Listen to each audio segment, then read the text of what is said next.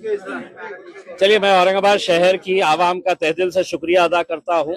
अल्लाह रब्बुल इज़्ज़त का शुक्रिया अदा करता हूँ कि हमारी सबकी दुआओं को कबूल किए। हमारे पार्टी के सदर जनाब बैरिस्टर असदुद्दीन अवैसी साहब, अकबरुद्दीन अवैसी साहब, मजलिस के तमाम जिम्मेदारान और इस शहर की वो आवाम जिसने पिछले 10-12 सालों से मजलिस का भरपूर साथ दिया है, और उन्हीं की दुआओं, उन्हीं की ताकतों की वजह से आज अल्हम्दुलिल्लाह यहाँ पर हम 30 से ज्यादा सीटें हासिल कर चुके हैं। और इंशाल्लाह हमारा आंकड़ा जो है वो हम 33 सीटें हम जीत रहे हैं। यानी कि भारतीय जनता पार्टी के बाद अगर कोई दूसरा पक्ष यहाँ पर सबसे मजबूत साबित हुआ है तो वह मजलिस इत्तेहादुल मुस्लिमीन साबित हुआ है। और हमें खुशी है, हम आवाम का तहे दिल से सर झुकाकर उनका शुक्रिया अदा करते हैं कि वो लोगों ने एक मरतबा फिर मजलिस के ऊपर भरोसा जताया, और ऐसे ऐसे आम लोगों को जो हमने टिकट दिया वो लोग आज मजलिस के टिकट के ऊपर चुन के आए हैं। हम उन्हें भी मुबारकबाद देते हैं और उम्मीद करते हैं कि औरंगाबाद शहर के विकास के लिए हम कटिबद्ध रहेंगे। हम पूरी कोशिश करेंगे शहर के अंदर अच्छा विकास हो, और भारतीय जनता पार्टी जो सिंगल लार्जेस्ट पार्टी बन के आई है वो शहर के लिए अगर कुछ अच्छे फैसले लेती है तो हम उनका साथ देंगे, और अगर नहीं लेती है तो हम एक विरोधी पक्ष का जो रोल होना चाहिए वो बखूबी अच्छी तरीके से निभाएंगे।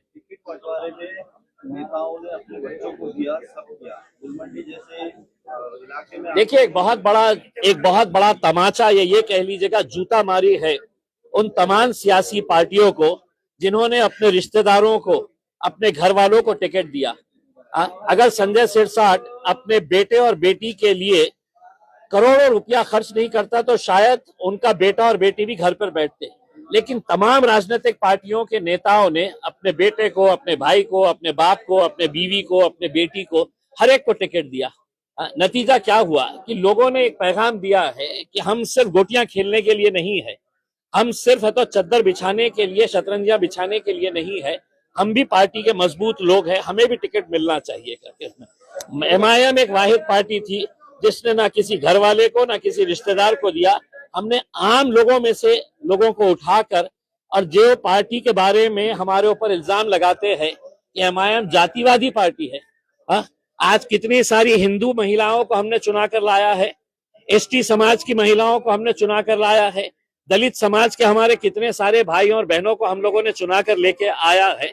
तो ये एक औरंगाबाद शहर की जीत है, हम ये समझते हैं। आपको लगता है कि देखिए, गुलमंडी जैसे इलाके से मजलिस की 2 सीटें जीत कर आ रही है, ये बहुत बड़ी हमारे लिए कामयाबी है। हम एक इलाके के तौर के ऊपर नहीं देख रहे हैं, हम ये शहर के अंदर अपना जाल कैसे फैलाए हैं, लोग क्यों हमारा साथ दे रहे हैं, क्योंकि लोगों को अब यकीन आया है कि हमको ये सेना पे भरोसा नहीं है, हमको ये पार्टी के ऊपर नहीं है। कांग्रेस एनसीपी तो बिल्कुल खत्म कर दिए है उसमें अंदर। तो मजलिस के साथ अपने काम की बुनियाद के ऊपर और लोगों के यकीन के ऊपर हम खड़े उतरते हैं, इस वजह से साथ दिए। इसी तरह मालेगांव में भी सिंगल लार्जेस्ट पार्टी स्थापित हुई है एमआईएम।